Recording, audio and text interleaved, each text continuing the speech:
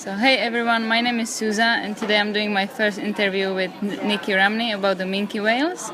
So I have a few questions for you, Nikki. So if you can tell me something about you. Yeah, sure. Hello. My name's Nikki. I have lived on the Great Barrier Reef much of my life and have been lucky enough to swim with the whales and help run some trips that coordinate research on the whales for 20 years. It's really an amazing experience, and Suza was lucky as well this year to get an incredible experience. It's amazing. So I have a few questions, Nikki, which I would like to talk about. The first one is you are working in the Great Barrier Reef Legacy. If you can tell me a few information how the idea start, or what you are doing, or what is the point of the legacy? So I volunteer for an organisation called Great Barrier Reef Legacy. We're a not-for-profit organisation aimed at getting an independent research vessel on the Great Barrier Reef. The aim of this is to be able to allow researchers and educators, communicators and innovators basically free and subsidised access to the reef, so we can start getting the information and the data we need to really understand what's going on with our changing climate, and then be able to implement solutions and management strategies that's going to help save it and preserve it for a long time. Yeah, nice. Thank you very much. And another question, it's about the Minke whales, because everyone knows the humpbacks whales, but like for me, it was my first time when I saw the Minke whales, but actually I don't know anything about it. So if you can tell me a few things, where they are from, how big they are, why they are here, how long they are hanging around. Yeah, for sure. So we have a minke whale here called the dwarf minke whale. So there's actually 3 species of minke whale, and we have the smallest one. They are between sort of on average 6 to 7 meters long, which for a whale is actually quite small, but they can still weigh a few tons. So they are very, very big, beautiful animals. They're baleen whales, which means that they don't have teeth. They have plates, basically, that they can filter feed krill and fish with. Just like the humpbacks, actually, they have the same sort of feeding habits. And they're from, well, basically what we think is that they spend part of their life up here in June and July. They come here to have fun, basically, socialise, probably do some maybe mating and giving birth. And then in the summer months of the Southern Hemisphere, so January and February, they go down to Antarctica, we think, to go and feed. They are a bit of a mystery. They were only discovered in 1981. And we're still learning a lot about them, so that's part of the exciting thing. Oh, nice. So, and can we jump, like, you are involved in Minke Whale project. Can you tell me about it? Like, are you involving tourism in the project, or how that's work? Yeah, sure. So the Minke Whale project is a research project organised by JCU, James Cook University, and it consists of scientists and really amazing people like Dr. Alistair Birtles and a lot of other amazing people who really have given their lives to sort of understanding these whales. Great Barrier Reef Legacy and work that my family has done in the past, our role is trying to help them and facilitate them getting access to the reef.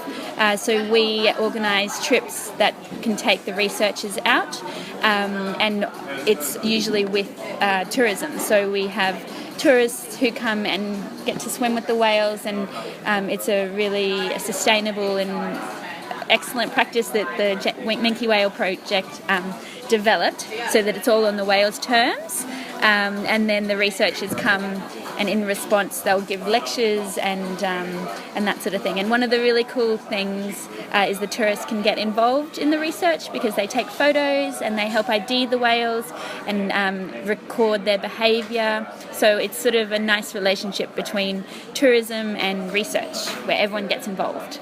Yeah, nice. And when we were on the boat, you actually you have a few rules how to swim with the Minke whales. So you are putting the rope in the water, and the people, they have to be stuck on the rope all the time. Yeah. is there any reason why is it like that, or how did you find the swimming method with the whale? Yeah, absolutely. So again, that was the Minke Whale Project, and the researchers, as well as work with my dad, who's named John Rumney, and some other pioneers in the industry who developed this code of practice. So the entire idea is that the entire encounter is on the whale's terms. So we're not allowed to swim at the whale, we're not allowed to chase the whale. We as people have to be in one spot holding onto a rope, and that means that if the whale comes to you, it's because it wants to. And what we find is that is an absolutely amazing way of interacting with the whales, because they build confidence and they know that you're sort of a predictable thing, so they come closer and closer and closer, and our encounters can last hours and hours and hours, and they can come within meters of you, so it's incredible. Yeah, that's right. I've experienced that already. And can you tell me, have you ever seen the whale actually breached? Yeah. So they do breach, so that's when they jump out of the water. And our minke whale, so I think different whales tend to do it for different reasons. Again, we probably don't know exactly why they do it, but one of the things that we've noticed it's often when they're quite excited, and so whether or not it's to sort of let off some energy, or to maybe get some parasites off, or just because they're having a lot of fun in the weather, or to communicate. But yeah, sometimes a whale can breach again and again and again, one after the other, and it's quite amazing to watch. Yeah, nice. And tell me one of your best experiences with the minke whales. What is like really thing you remember? Oh my goodness, that's so hard because there's so many. But actually this trip with you last time, Susa, was really special, because I think we had maybe 15 or 20 whales with us for, I can't even remember, hours and hours and hours. And they got pretty close. So close. Oh look, I don't know. I think every year it's different. Every year it's different, and sometimes they do really cool behaviour like gulping, which is where they open their mouth and you can see all their baleen and their throats fill with water. Sometimes they do spy hopping, which is where they come next to you and poke their eye out of the water and look at you and look at the boat. That's really incredible. They do pirouetting, which is when they basically are like ballerinas in the water. So I feel like it's very hard to say one time. Yeah, they're all pretty amazing. That's perfect. I remember that when I saw it for the first time, I was even screaming in my snorkel how excited I was. It's really strong experience, and I'm so glad that I had it like the option to swim with the whales, because I'm really stoked about it. I agree. I can see it in your eyes. So I have another question, which is about the whale permits, because there's few boats has a permit to swim with the whales. What's happened when the boat does not have a permit? Is still any way how to swim with whales? Or? Right, so the minke whale permits allow you to actually, I guess if you see a whale, stop the boat and have passengers and scientists enter the water with the purpose of swimming with the whales. There is lots of rules exactly how to do that, and again, that's just to make sure that we don't hurt the whales, our impact isn't negative on them, and the rules are really very fair and very good, and it does mean that the whole encounter is quite safe for everyone.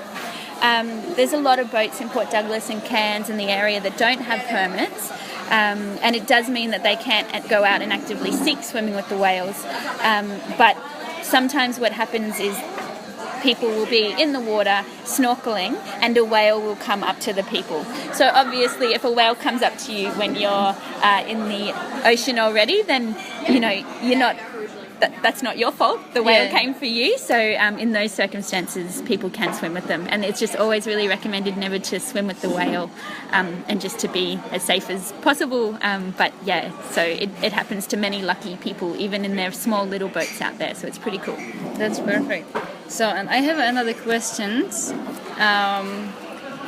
What is the next project for GBR legacy. Yes. Something exciting is coming, so if you can tell me more about it, it would Absolutely. So Great Barrier Reef Legacy is, we're kind of starting at the moment, and our big next project is that we are launching a Search for the Supercorals expedition, which means that a very, very awesome and generous tourism collection called the North Escape Collection have kindly donated funds to allow really leading scientists in their field to survey and sample and study all the reefs north of Lizard Island to the very tip of Australia. This is a really hard place to access for a lot of scientists because it's so far away from everywhere and quite expensive to get to. So by providing free spaces for the researchers, it's creating an opportunity for them that they wouldn't otherwise get.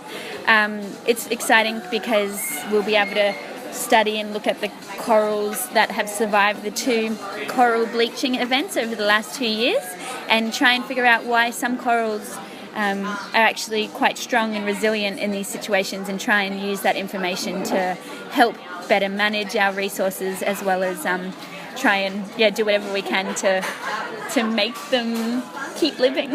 Yeah. That's really nice idea. I like it. So maybe in our next interview, if you will be keen, you can tell me more about the experience which you are going to do. Yeah, that sounds fantastic. Thank you so much, Caesar. Thank you really very nice to talk much. to you. I'm happy to share your information. And thank you.